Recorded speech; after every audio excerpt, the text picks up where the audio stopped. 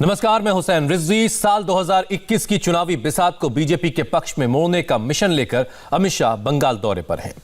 कोलकाता में रामकृष्ण मिशन में स्वामी विवेकानंद को नमन करके अमित शाह ने मिदनापुर में मां सिद्धेश्वरी का दर्शन किया और पूजा अर्चना की। मां सिद्धेश्वरी की शक्ति पूजा से पहले अमित शाह ने शहीद खुदीराम बोस को श्रद्धांजलि दी और उनके परिवार वालों से मुलाकात की। थोड़ी देर बाद अमित शाह महामाया मंदिर में पूजा अर्चना करेंगे और फिर किसान के घर दोपहर का खाना खाएंगे, लंच करेंगे। मिदनापुर में आज अमित शाह की रैली भी है, जिसमें ममता बनर्जी के बागी शुभेंदु अधिकारी बीजेपी में शामिल होने जा रहे हैं। शुभेंदु के साथ टीएमसी के कई और बागी भी बीजेपी में शामिल हो सकते हैं। ये 8 अलग अलग तस्वीरें अमित शाह के बंगाल दौरे के आगाज की, जो इस वक्त आपके टेलीविजन स्क्रीन पर हैं। सबसे पहले रामकृष्ण मिशन पहुंचे, स्वामी विवेकानंद को नमन किया, उन्हें श्रद्धांजलि दी। रामकृष्ण परमहंस को भी नमन किया, उन्हें भी श्रद्धांजलि दी। उसके बाद खुदीराम बोस को जाकर नमन किया, उनके परिवार के लोगों से मुलाकात की। फिर सिद्ध देवी मंदिर पहुंचे, वहां पूजा अर्चना की। सिद्धेश्वरी मंदिर में पूजा अर्चना की और अब अगला पड़ाव उनका महामाया मंदिर है, जहां पर वो जाएंगे और पूजा अर्चना करेंगे। फिर दोपहर का खाना एक किसान के घर पर खाएंगे और फिर मिदनापुर की वो रैली होगी जिसका इंतजार किया जा रहा है।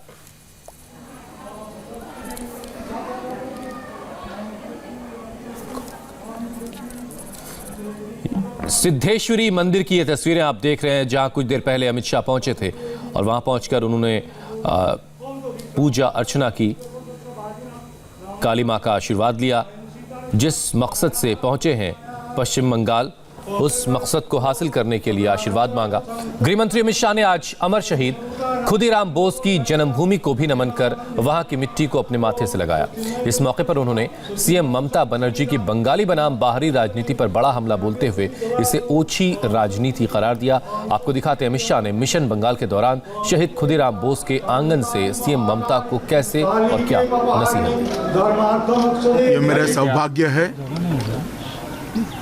कि वीर शहीद खुदीराम बोस के जन्म स्थान पर आकर यहाँ की मिट्टी को कपाल पर लगाने का मुझे सौभाग्य मिला है। स्वतंत्रता संग्राम में बंगाल और बंगाली सपूतों का योगदान भारत कभी भुला नहीं सकता। मैं आज यहाँ से देश भर के युवाओं को भी कहना चाहता हूँ कि हमें देश के लिए मरने का मौका तो नहीं मिला है, मगर देश के लिए जीने का मौका हमें जरूर मिला है और खुदीराम बोस को याद कर कर हमने उसी रास्ते को प्रशस्त करना चाहिए और मोदी जी के नेतृत्व में एक मजबूत, सशक्त, सुरक्षित भारत का निर्माण करना चाहिए। बंगाल के अंदर जो ओछी राजनीति करते हैं, मैं इनको ये बताने आया हूँ कि खुदीराम बोस जितने बंगाल के थे उतने ही पूरे भारत के थे और पंडित राम प्रसाद बिस्मिल जितने यूपी के थे उतने ही बंगाल के थे। भारत के लिए संघर्ष करने वाले, भारत के लिए आज़ादी के लिए लड़ने वालों ने कभी इस प्रकार की ओछी राजनीति की कल्पना नहीं की होगी। कम से कम आज शहीद दिन है और ओछी राजनीति से सबने ऊपर आना चाहिए।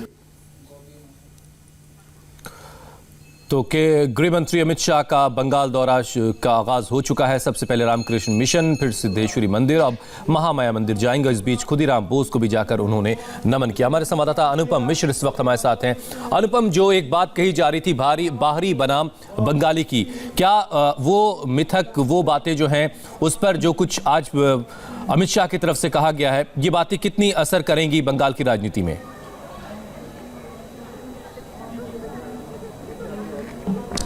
जी देखिए, अगर मैं कहूं कि ये पूरा दौरा जो है बड़ा स्ट्रैटेजिकली तय किया गया है।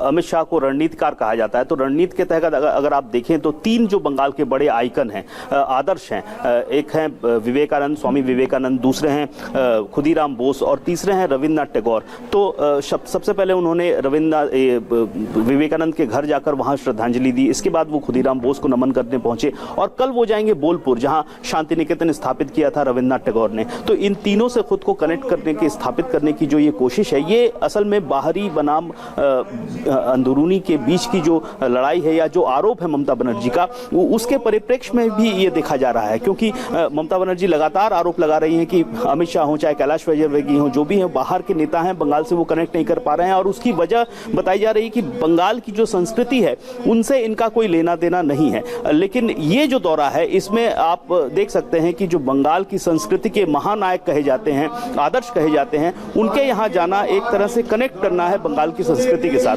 तो ममता का जो आरोप है उसके आरोप के परिप्रेक्ष्य में खिलाफ में बीजेपी की ये टैक्टिक्स है, रणनीति है। तो ये एक तरफ से ममता का आरोप, दूसरी तरफ से बीजेपी का जवाब है ये कि किस तरह से वो अपने को कनेक्ट कर रही है। जो बाहरी का आरोप लगा है उसके खिलाफ किस तरह से वो बंगाल के जो आदर्श हैं, जो हर किसी के हृदय में बसते हैं, उनसे किस तरह से अपने को जोड़ रही है। अनुपम, जहां आप खड़े हैं महामाया मंदिर है ये, और आपके पीछे जो कुछ मुझे लिखा दिखाई दे रहा है वो बांग्ला भाषा में लिखा दिखाई दे रहा है। अभी तक जो कुछ बातें अमित शाह की तरफ से कही जा रही, जाहिर सी बात है वो सब हिंदी जुबान में कही जा रही है, हिंदी भाषा में कही जा रही है। तो जो बांग्ला भाषी वोटर है बंगाल का, पश्चिम बंगाल का, वहां तक कितनी बात पहुंच पा रही बीजेपी की, या फिर वो जो बंगाल के नेता हैं बीजेपी के, वो बातें पहुंचा देंगे जो कुछ अमित शाह कह रहे हैं?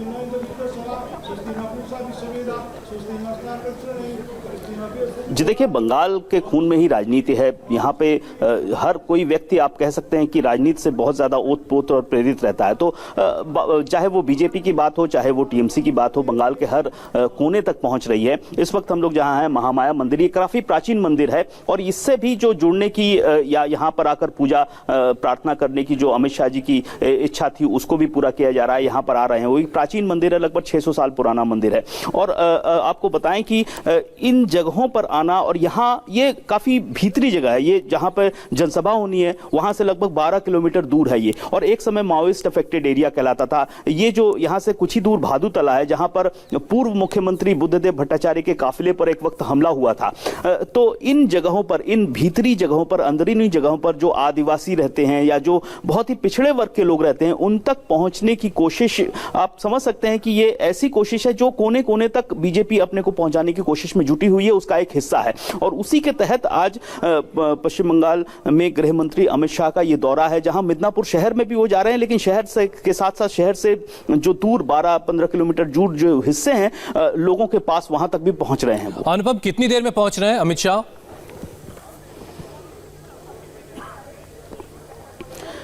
जी देखिए, लगभग 12 किलोमीटर का रास्ता है मिदनापुर शहर से, और उस रास्ते में लगभग आधे घंटे का समय लगता है। वहां से वो निकल चुके हैं और अब इंतजार हो रहा है किसी भी वक्त वो यहाँ घुसने वाले हैं। हो सकता है 5-7 मिनट या 2-3 मिनट में उनका काफिला रवाना हो चुका है, लेकिन बीच रास्ते में काफी समर्थक भी हैं, तो इस वजह से थोड़ी देर हो सकती है। लेकिन कुछ ही देर में, कुछ ही लम्हे हैं जब अमित शाह जी यहाँ पहुंच जाएंगे, और जो प्रस्तुति है, जो तैयारी है, वो भी लगभग पूरी हो चुकी है। सिक्योरिटी अरेंजमेंट्स हैं वो भी लगभग कंप्लीट है यहाँ पर, और इंतजार हो रहा है कि जस्ट अमित शाह आएंगे, और जब आएंगे तब बाहर भी काफी समर्थक खड़े हुए हैं। चूंकि ये काफी इंटीरियर इलाका है, काफी अंदरूनी इलाका है, इसलिए लोग यहाँ पर बहुत ज्यादा नहीं है। तब भी हमें जो दिख रहा है कम से कम 400-500 लोग मंदिर परिसर के बाहर है, उनको भीतर में इजाजत नहीं दी गई है। तो जैसे ही वो आएंगे उनका इंतजार भी खत्म होगा। जो काफी अंदरूनी हिस्सों में रहते हैं, जिनको ये मौका नहीं मिलता है कि देश के गृह मंत्री को वो सामने से देखें, ऐसे इलाकों में जब आ रहे हैं गृह मंत्री, तो जाहिर तौर पर थोड़ा सा उत्साह बढ़ता है, और लोग यहाँ पर इसीलिए काफी संख्या में भी आए हैं। जैसा कि हम बता रहे हैं कि बस कुछ ही वक्त में अमित शाह जो है वो महामाया मंदिर पहुंच जाएंगे, लेकिन इस दौरे के दौरान बंगाल की संस्कृति को, धार्मिक जगहों के साथ साथ एक और इसमें पॉइंट जोड़ा गया है, जिसमें एक किसान के घर जाकर दोपहर का खाना खाएंगे। ये भी एक अहम पड़ाव होगा, जहां से एक पैगाम दिया जाएगा किसानों के बीच। कुछ तस्वीरें हम आपको दिखा रहे हैं, ये सिद्धेश्वरी मंदिर की तस्वीरें हैं, जहां आपसे कुछ देर पहले गृह मंत्री अमित शाह ने जाकर पूजा अर्चना की और वहां से निकल चुके हैं महामाया मंदिर के लिए। और जैसा कि अनुपम हमें बता रहे थे कि करीब 12 किलोमीटर का स्ट्रेच है, रास्ता है, जिसे तय करके पहुंचेंगे महामाया मंदिर। अनुपम, आपके साथ अगर कुछ लोग हैं वहां पर तो जरा उनसे बात कीजिए कि आज के इस दौरे को लेकर वहां के जो आम लोग हैं, बीजेपी के कार्यकर्ताओं से अलग जो आम वहां का वोटर है, जो अभी तक शायद टीएमसी को वोट करता आया था कि या किसी और को वोट करता आया था, इस दौरे के बाद उसकी सोच में किस तरह के बदलाव आने जा रहे हैं?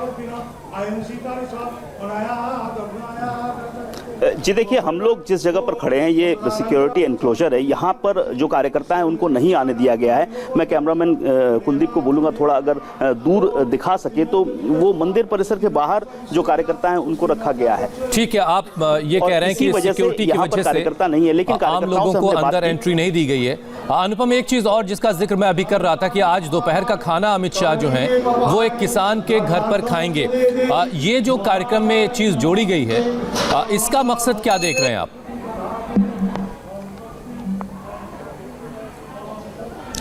जी देखिए, आपको पता है किसान आंदोलन चल रहा है, ऐसे में किसान के घर वो आ रहे हैं खाना खाने, और वो भी मिदनापुर जैसी जगह में। असल में खास तौर पर अगर मिदनापुर की बात आपको बताऊं, पिछले विधानसभा में यहाँ पर कुल 15 सीटें हैं। 15 की 15 सीटों पर टीएमसी का कब्जा हुआ था, एक भी सीट बीजेपी को नहीं मिली थी। लेकिन जब लोकसभा चुनाव हुए, लोकसभा चुनाव में यहाँ पर 2 लोकसभा सीटें हैं, और उन 2 लोकसभा सीटों में एक सीट है घाटाल जहां पर टीएमसी का कब्जा बरकरार रहा, लेकिन जो दूसरी सीट है मिदनापुर, वहां पर बीजेपी के प्रदेश अध्यक्ष दिलीप घोष जीते। तो ऐसे में अगर उस परिप्रेक्ष्य में देखें तो 7 से 8 सीटें बीजेपी के हिस्से में आती हैं लोकसभा चुनाव के वोट शेयर। मतलब ये अनुपम की सिर्फ पश्चिम बंगाल ही नहीं, वहां से संदेश किसान आंदोलन तक आएगा और ये मकसद वहां से ये मकसद हो सकता है।